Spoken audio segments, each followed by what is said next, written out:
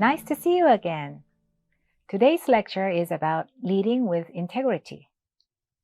In Chapter 3, we introduce the ethical component of relational leadership model, emphasizing the importance of ethics in the leadership process.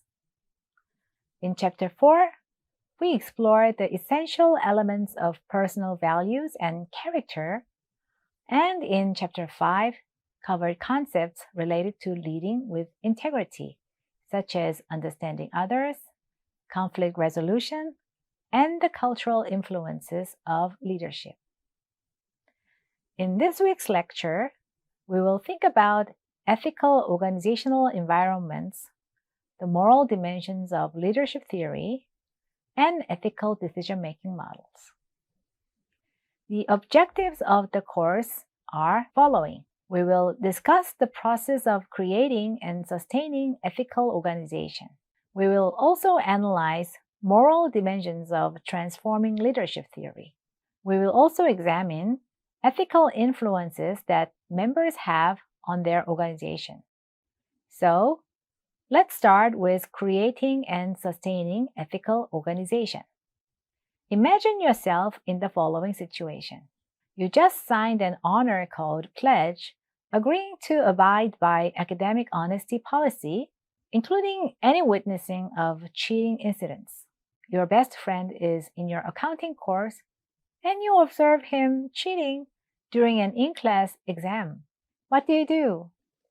Too often, we find ourselves in ethical dilemmas like these, and our tendency is to react quickly to resolve them or pretend we did not notice. What is the implication of such decisions?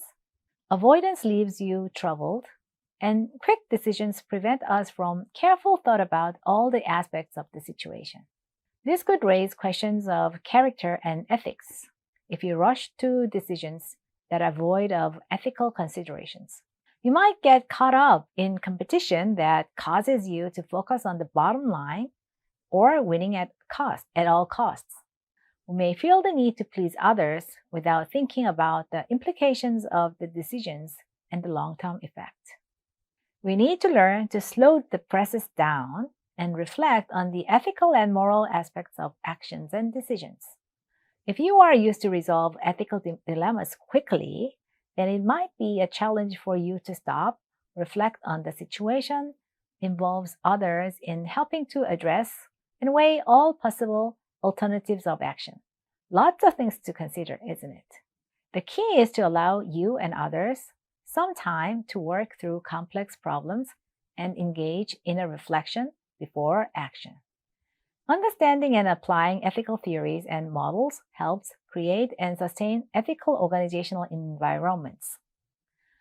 This includes being aware of your own moral development and that of others in your organizations. Nash proposes 4 qualities of leadership. First, you need to have critical thinking skills to analyze and convey the ethical components of a problem or dilemma. Second, you need to possess a high degree of integrity to stand up for ethics.